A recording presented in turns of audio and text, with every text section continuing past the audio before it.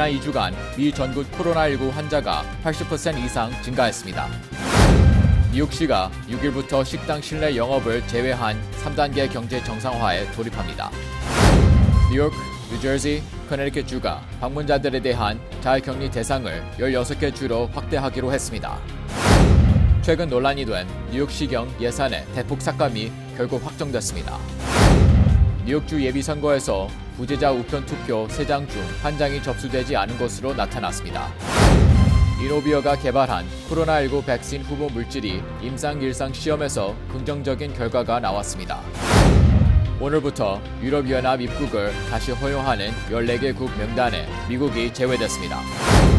미투 운동을 촉발한 하비 와인스틴이 성폭력 피해자들에게 $1,880만 지급하는 조건으로 합의했습니다.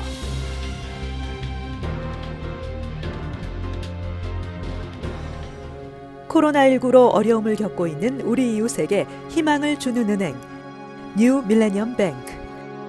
뉴 밀레니엄 뱅크가 여러분과 함께합니다.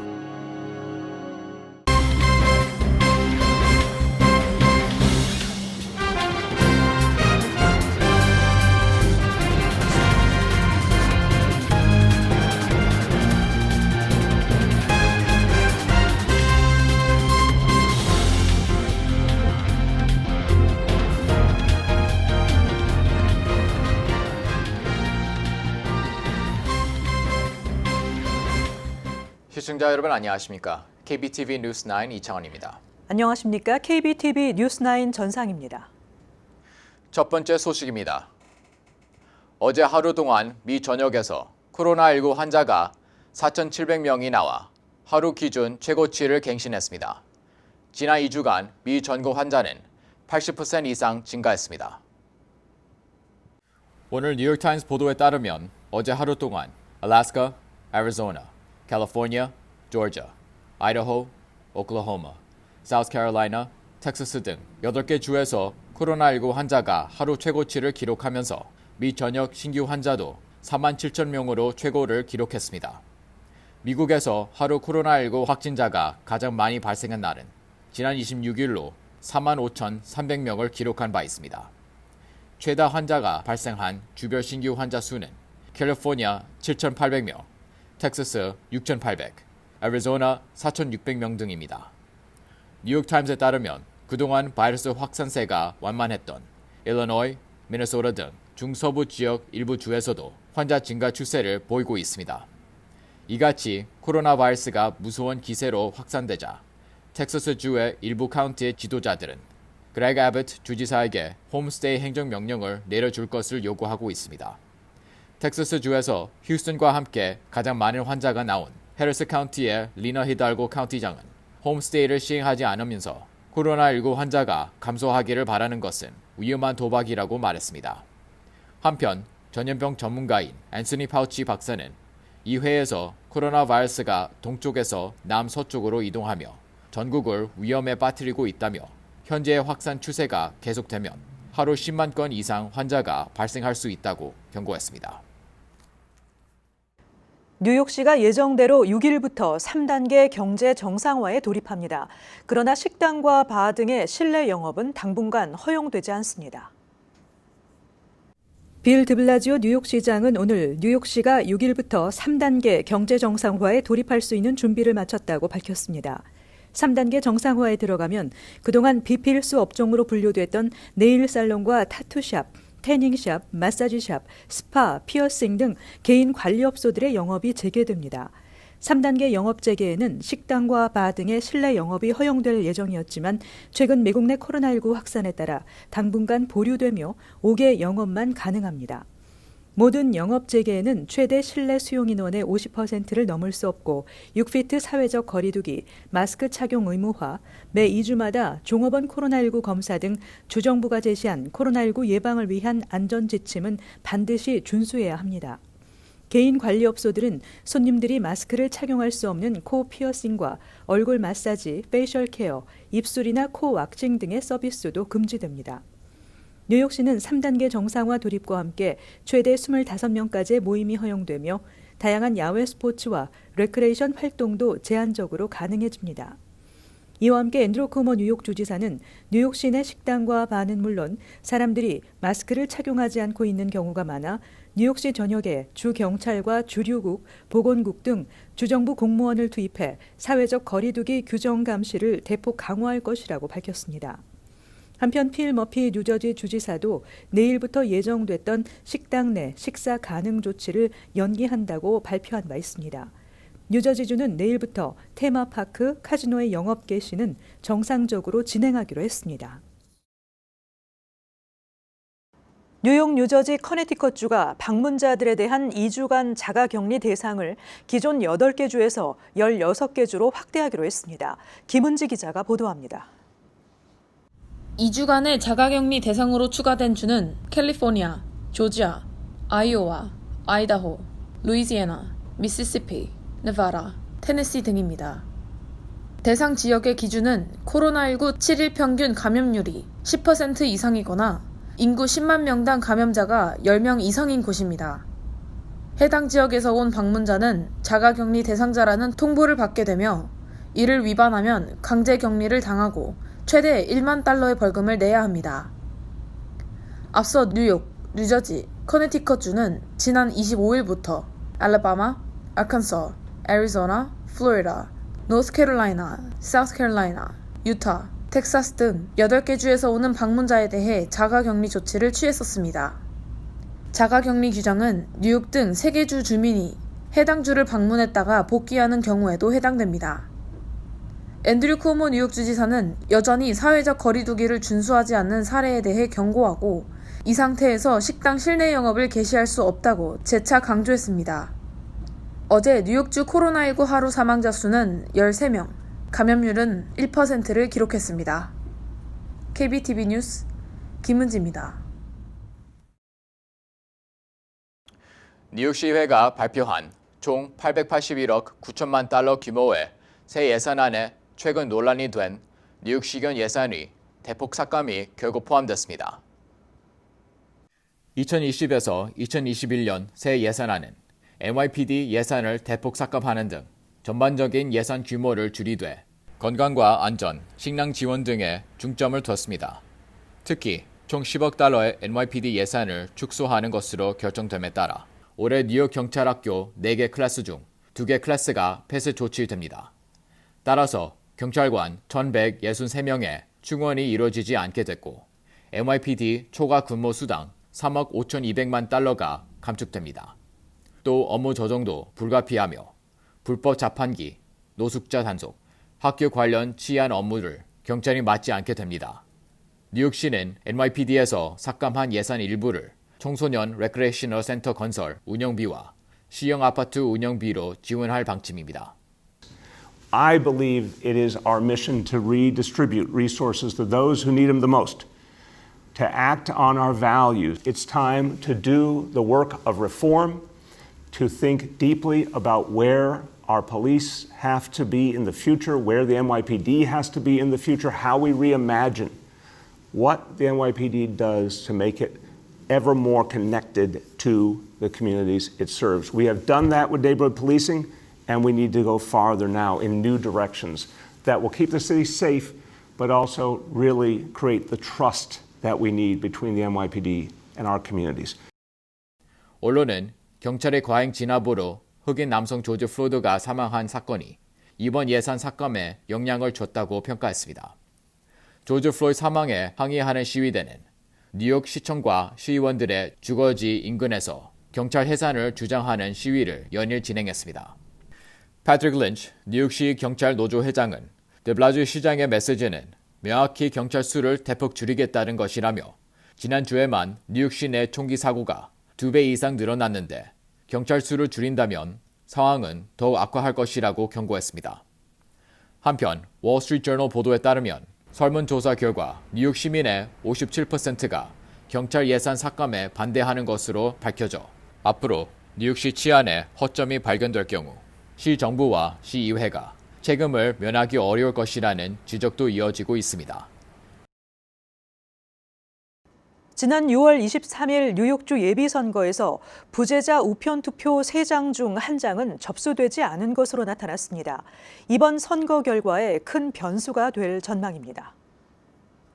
뉴욕시 선거관리위원회는 부재자 우편 투표 기간에 접수된 투표용지 77만 7천여 장 중 37%에 달하는 28만 9천여 장이 접수되지 않았다고 발표했습니다. 부재자 우편 투표는 선거 당일이었던 6월 23일 소인까지 유효하지만 3분의 1가량이 그 이후에 투표용지를 보내 무효화된 것입니다. 지난 6월 23일 치러진 민주당 뉴욕주 예비선거 참 여러 면에서 문제점들 많이 노출시켰습니다. 부재자 투표 신청서를 보냈는데도 불구하고 부재자 투표 용지가 선거가 끝나고 도착하는 경우들이 아주 많이 있습니다. 그래서 많은 분들이 당일날까지 못 받으니까 투표장으로 가고 이런 일들이 생겼는데 지금 이 뉴욕만 아니고 다른 주도 거의 비슷할 거라고 생각을 합니다. 그래서 이번 11월 선거를 앞두고 각 주에서 이 선관위가 진짜 하나의 오차도 없이 선거를 치를 수 있도록 만반을 준비를 해야 되지 않겠는가. 그리고 당장 자기의 투표 권리를 잃어버린 이 유권자들에게 어떻게 할 것인가에 대해서 접수되지 못한 부재자 투표용지가 29만 장 가까이 나오면서 선거 결과에 어떤 영향을 미칠지 주목되고 있습니다. 브롱스 지역의 연방하원 15선거구의 경우 표결이 완료되지 않은 부재자 우편 투표용지만 3만 개에 달하는데 1, 2위 후보 간 표차가 5천여 표에 불과해 결과가 뒤집힐 수 있는 상황입니다. 맨하탄에 포함된 연방하원 12선거구는 투표소를 방문한 39,635명보다 많은 39,700명이 부재자 우편 투표에 참여했습니다. 제약사 이노비어가 개발한 코로나19 백신 후보 물질이 임상 시험에서 긍정적이고 안전하다는 결과를 얻었다고 밝혔습니다. 김은지 기자가 전해드립니다. 로이터 통신 보도에 따르면 트럼프 행정부가 코로나19 퇴치를 위해 진행하는 초고속 작전의 일환으로 개발된 이 백신 후보 물질이 18세에서 50세 임상시험 자원 대상자 36명 중 34명에게서 면역 반응이 나타났습니다. 임상시험 자원 대상자의 면역 반응은 백신 개발 성공에서 중요한 두 가지 요소인 바이러스 무력화 항체 생산 능력과 세포 반응 등을 측정한 결과입니다. 로이터 통신은 다만 이번 임상시험에서 확인된 항체가 인체에서 코로나 바이러스 침투를 막는다는 것을 증명하기 위해서는 추가 연구가 필요하다고 전했습니다. 이와 관련해 이노비오는 올여름 2상, 3상 시험을 진행할 계획이며 백신의 안전성 검사 실시 결과 10명에게서 주사 맞은 부위가 빨개지는 가벼운 부작용이 나타났을 뿐이라고 전했습니다. 미국에서는 현재 17종의 백신이 인체를 대상으로 시험을 진행 중입니다. 한국의 식품의약품안전처도 국제백신연구소가 신청한 이노비오 백신 후보 물질의 국내 임상시험을 승인한 바 있습니다. KBTV 뉴스 김은지입니다. 유럽연합 회원국들이 한국을 비롯해 오늘부터 유럽연합 입국을 다시 허용하는 14개국의 명단에 합의했다고 발표했습니다. 그러나 미국은 명단에서 제외돼 당분간 미국인들의 유럽 여행이 어려워질 전망입니다. 유럽연합 27개 회원국 정부를 대표하는 기구인 유럽연합 이사회는 일부 제3국 시민들에 대한 여행 제한을 풀기 시작하는데 합의하고 단계적 제한 해제에 대한 권고안을 채택했습니다. 유럽연합 이사회는 권고안에서 각 회원국이 오늘부터 입국 제한을 해제하기 시작해야 할 14개국 명단을 제시했습니다.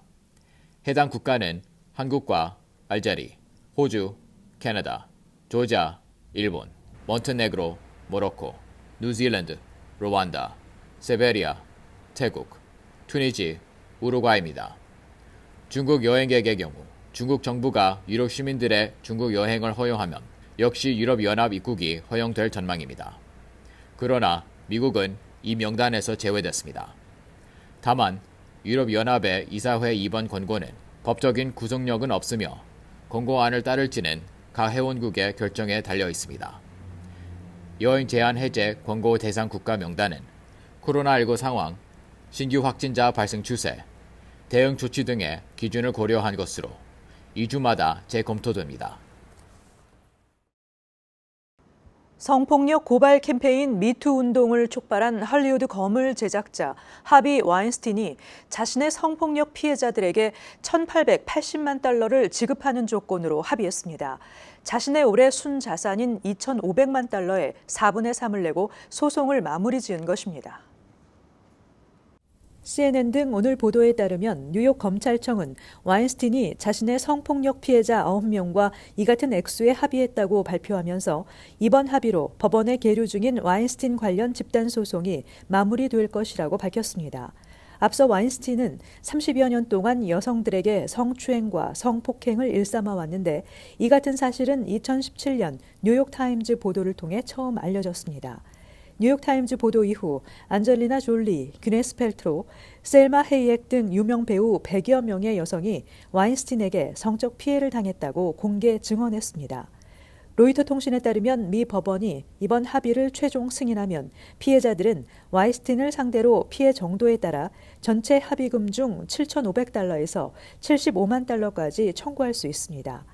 지난 3월 뉴욕 맨하탄 연방지방법원은 와인스틴에게 1급 성폭행 혐의로 23년형을 선고했습니다. 그러나 이번 합의로 감옥살이를 면하게 됐습니다.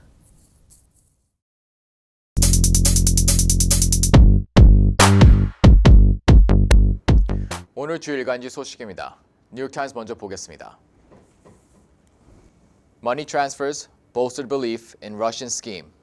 Intercepted data links intelligence unit to Afghans who killed U.S. troops. American officials intercepted electronic data showing large financial transfers from a bank account controlled by Russia's military intelligence agency to a Taliban-linked account. Evidence that supported their conclusion that Russia covertly offered bounties for killing U.S. and coalition troops in Afghanistan, according to 3 officials similar with the intelligence. 미국 관리들은 러시아의 군사 정보 기관이 통제하는 은행 계좌에서 탈리반과 연결된 계좌로 대규모 금융이 이체된 것을 보여주는 자료를 입수했습니다.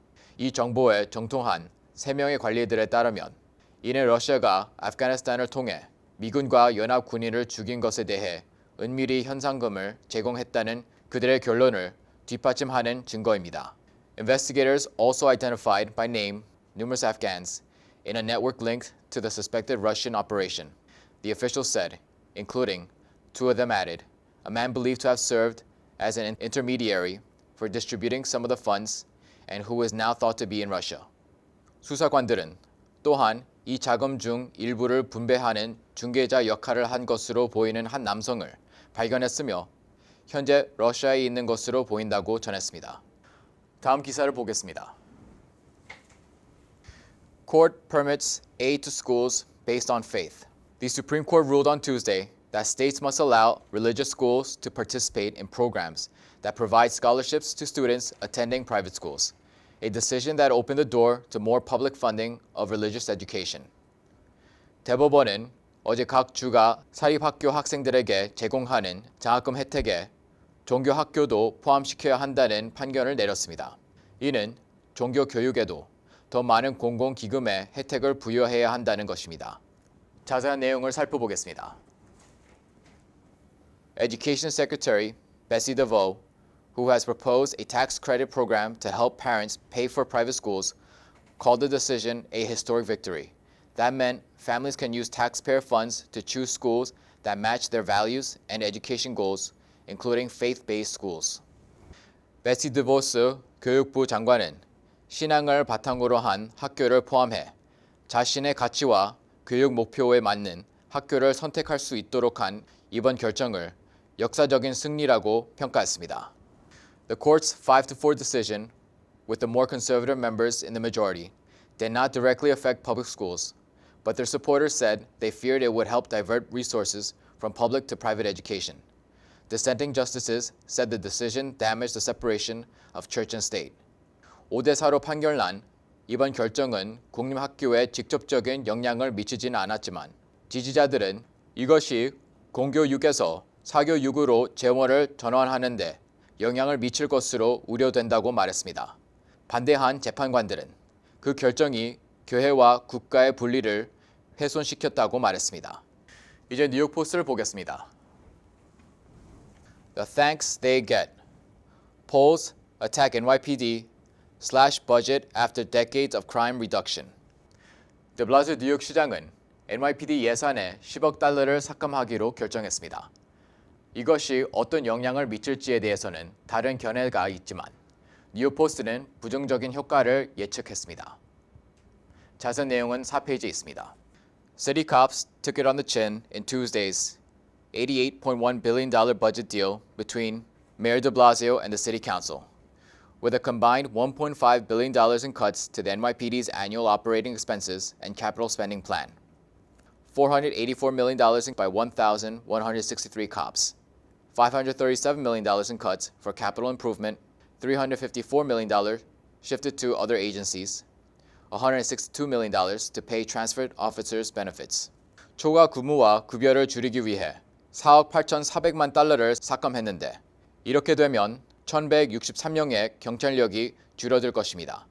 주요 시설 개선을 위한 예산에서는 5억 3,700만 달러를 삭감하고 3억 5,400만 달러가 다른 기관으로 옮겨지고 1억 6,200만 달러는 정근 장교들에게 지급한다고 합니다.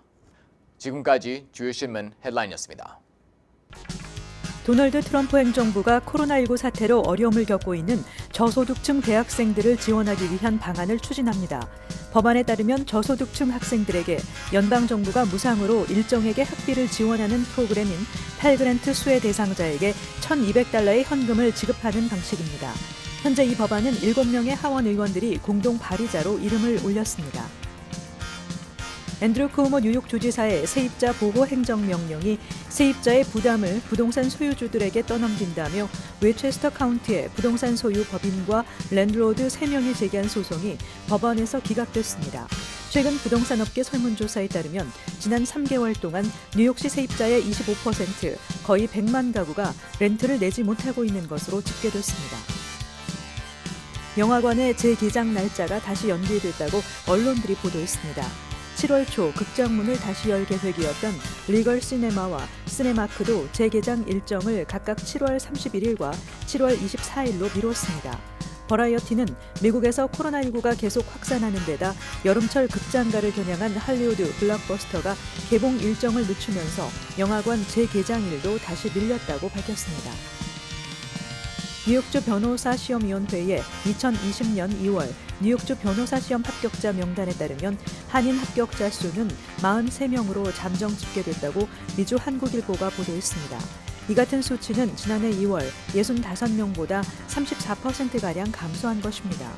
뉴욕주 변호사 시험위원회에 따르면 지난 2월 25일, 26일 이틀간 시험을 치른 응시생은 총 3,563명으로 이 가운데 40%가 합격했습니다.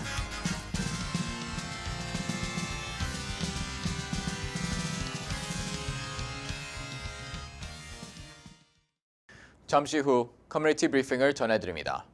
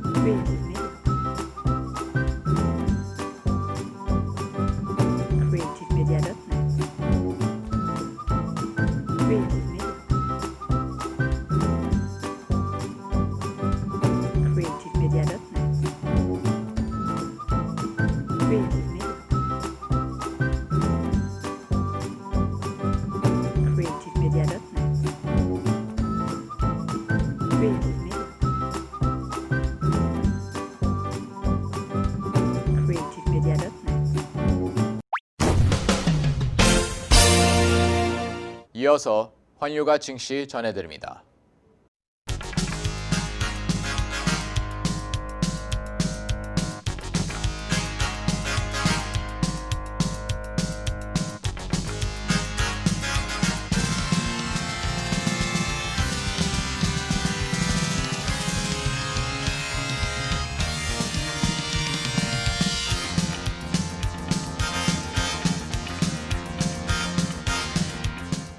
잠시 후 뉴욕과 뉴저지 날씨 전해드립니다.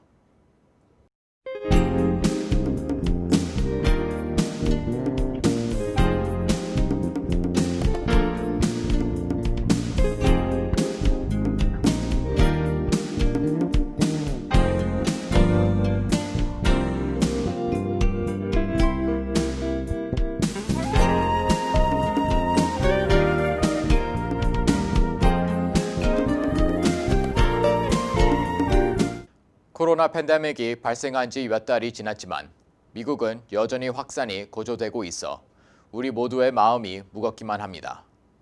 7월에 보내드리는 소식은 보다 밝은 소식이 되길 기대합니다. 오늘도 KBTV 뉴스9을 시청해주신 여러분 고맙습니다. 편안한 밤 되시기 바랍니다.